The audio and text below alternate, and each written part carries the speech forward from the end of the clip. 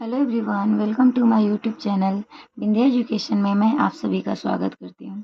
तो दोस्तों, जैसा कि हम लोग देख रहे हैं कि हम 12th क्लास के एनसीईआरटी हिस्ट्री को कवर कर रहे हैं, जिसमें हमने पहले चैप्टर की शुरुआत की थी हड़प्पा सभ्यता यानी सिंधु घाटी सभ्यता, और जिसमें हमने थोड़ा बहुत भूमिका को भी देखा था कल।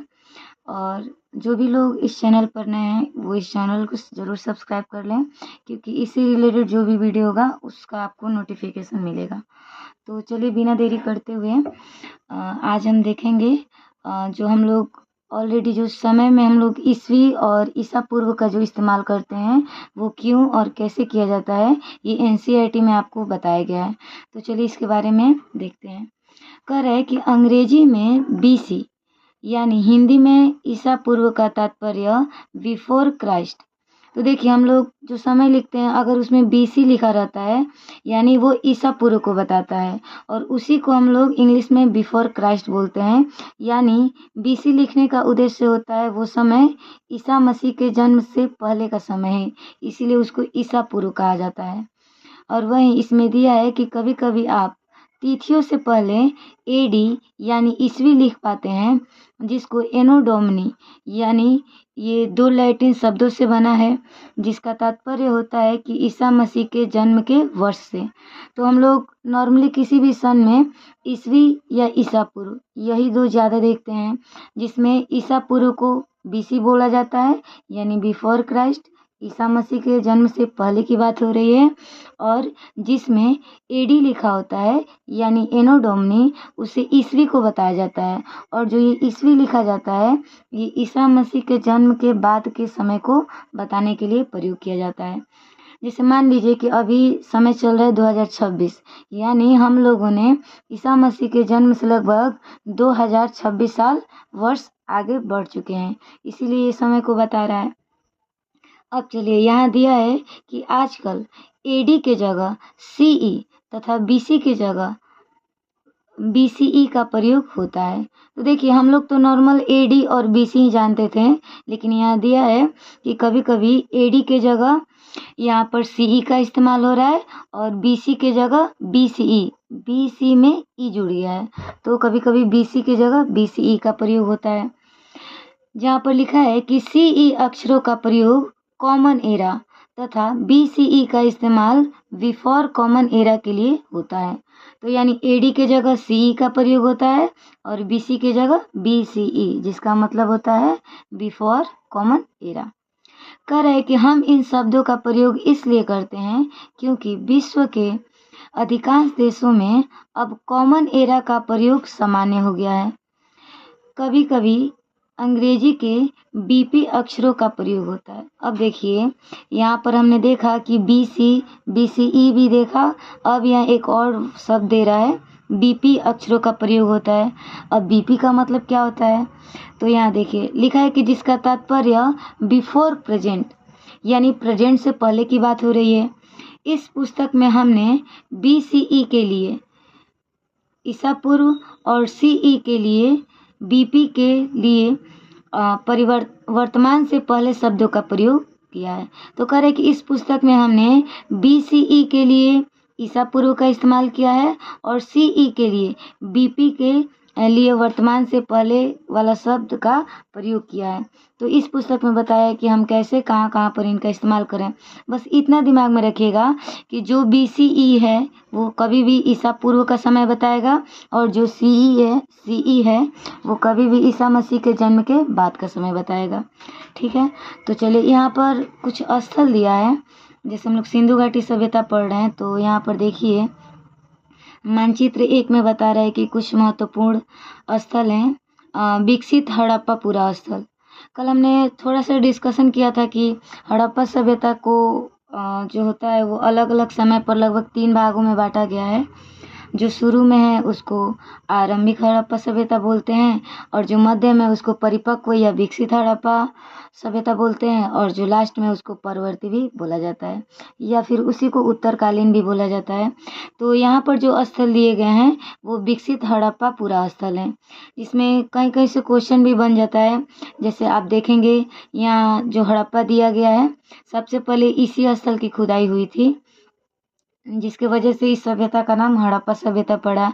और ये जो सभ्यता है मतलब जो हड़प्पा स्थल है वो रावी नदी के किनारे जो पड़ता है। वहीं पर देखिए यहाँ से सतलज नदी भी गया है। यहाँ पर आप देखेंगे कि कालीबंगा, यहाँ से जब आगे पढ़ेंगे तो आपको यहाँ से जूते हुए खेत के साक्ष्य मिलेंगे। यहीं पर आपको बनावली दिखेगा जो कि हरियाणा में है। राखीगढ़ी भी हरियाणा में है। यहाँ पर मिताथल भी दिया है। यहाँ पे मांडा भी दिया है, देखिए यहाँ ऊपर जम्मू कश्मीर में मांडा भी पड़ता है जो कि हड़प्पा सभ्यता का सबसे उत्तरी स्थल भी माना जाता है।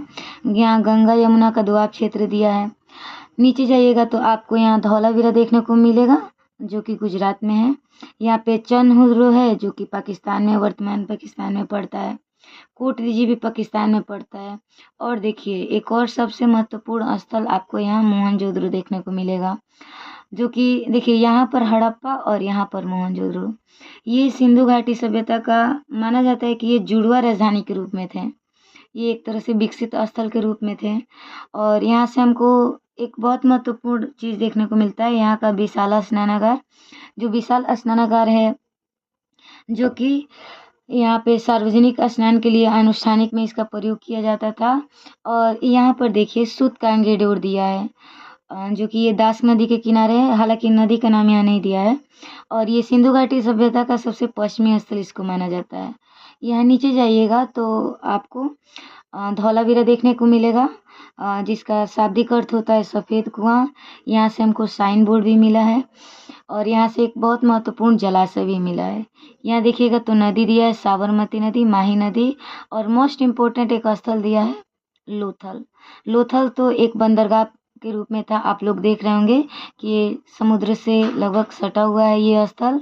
और रंगपुर भी यहीं पर है जहाँ से हमको धान के भूसी का साक्ष्य मिलता है। और जस्ट इसके नर्मदा नदी है और यहाँ से चंबल नदी आ रही है। तो लोथल एक तरह से बंदरगाह के रूप में है। यहाँ से बहुत सारे कीमती पत्थर भी मिलते थे। और ये सिंधु घाटी सभ्यता का एक माना जाता है कि महत्वपूर्ण बंदरगाह स्थल है। देखिए यहाँ पर हमने जितना भी स्थल देखा, जब तक हम लोग मैप में अगर स्थल नहीं देखते हैं, समझते नहीं हैं, तब तक हमको चैप्टर समझने में बहुत दिक्कत होगा। क्योंकि जब जैसे जैसे हम लोग आगे पढ़ेंगे आपको हड़प्पा स्थल देखने को मिलेगा, मोहनजोदड़ो के बारे में हम लोग पढ़ेंगे, कालीबंगन के बारे में भी पढ़ेंगे, बनावली के बारे में, या फिर राखीगढ़ी हो गया। यहाँ पर हमको लोथल देखने को मिलेगा, धौलावीरा, चंदहुद्रो, कोटदीजी। यहाँ पे जो सिंध नदी दिख रहा है आप लोग को, ये जो मोहनजोदड़ो है ये सिंधु नदी के ही किनारे है। तो मैपिंग का नॉलेज होना हमको बहुत ज़रूरी है और इसी से हम आगे अच्छे से पढ़ भी पाएंगे और समझ भी पाएंगे। तो एक बार इसको आप लोग ध्यान से, मैप में कौन कौन स्थल हैं, कहाँ कहाँ है, किस किस नदी के किनारे हैं, तो ये दिमाग में रखना पड़ेगा। तो ठीक है, आज हम एक पैराग्राफ ज़रूर देखेंगे इतना देखने के बाद, क्योंकि मैं ज़्यादा लॉन्ग वीडियो नहीं बनाऊंगी क्योंकि समझने में बहुत दिक्कत होगा या फिर हो सकता है कि बोरिंग लगे। तो हम लोग थोड़ा थोड़ा करके ही समझेंगे। तो चलिए आज हम इसकी थोड़ी बहुत शुरुआत कर ही देते हैं। तो सबसे पहले इस सभ्यता का हम लोग आरंभ देखेंगे कि हड़प्पा सभ्यता का आरंभ कहाँ से और कैसे माना जाता है। कह रहे कि इस क्षेत्र में विकसित हड़प्पा से पहले भी कई संस्कृतियां अस्तित्व में थी। तो कह रहे कि जहाँ पर हम लोग हड़प्पा सभ्यता को देखते हैं, इस क्षेत्र में कई संस्कृतियां पहले से ही अस्तित्व में थी, यानी हड़प्पा से पहले। ये संस्कृतियां अपनी विशिष्ट मृदभांड शैली से संबद्ध थी तथा मृदभांड मतलब यहाँ बर्तन होता है, तथा इनके संदर्भ में हमें कृषि, पशुपालन तथा कुछ शिल्पकारी के साक्ष्य भी मिलते हैं। कह रहे कि यहाँ पर हमको विशिष्ट जो संस्कृतियाँ मिलती हैं, हमको विशिष्ट शैली के मृदभांड भी मिलते हैं। साथ ही इस संदर्भ में हमें कृषि तथा पशुपालन और शिल्पकारी के भी साक्ष्य मिलते हैं। करे कि बस्तियां आमतौर पर छोटी होती थी। देखिए ये जो समय की बात कर रहा है, ये जस्ट हड़प्पा सभ्यता के विकास होने की आरंभिक यानी शुरुआती दौर की बात हो रही है। ये विकसित हड़प्पा सभ्यता की बात नहीं हो रही है।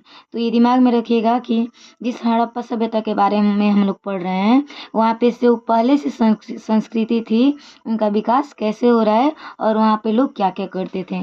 जैसे देखिए यहाँ पर दिया है कि वो एक स्पेशल मृदभांड का उपयोग करते थे, या फिर वे कृषि करते थे, पशुपालन करते थे और शिल्पकारी भी करते थे। कह रहे कि बस्तियां आमतौर पर छोटी होती थीं और इनमें बड़े आकार की संरचनाएं लगभग न के बराबर थी। तो ये हड़प्पा सभ्यता के एकदम शुरुआती समय की बात हो रही है, जब करे कि बस्तियां आमतौर पर छोटी थीं और इनका आकार जो था लगभग बड़ा नहीं था, एकदम संरचनाएं लगभग ना के बराबर थीं। कुछ स्थलों पर बड़े पैमाने पर इलाकों में जलाए जाने के संकेतों से तथा कुछ अन्य स्थलों के त्याग दिए जाने से ऐसा प्रतीत होता है कि आरंभिक हड़प्पा तथा हड़प्पा सभ्यता के बीच क्रम भंग है। यानी क्या कहना चाह रहा है, कह रहे हैं कि यहाँ पे कुछ ऐसे हमको साक्ष्य मिले हैं, जैसे कुछ इलाकों में जलाए जाने के साक्ष्य मिले हैं, वो भी बड़ी संख्या में, तथा कुछ ऐसे स्थल मिले हैं जिन स्थलों का त्याग कर दिया गया है, यानी वहाँ से लोग एकदम चली गए हैं, उनका कोई नामो निशान देखने को नहीं मिलता है।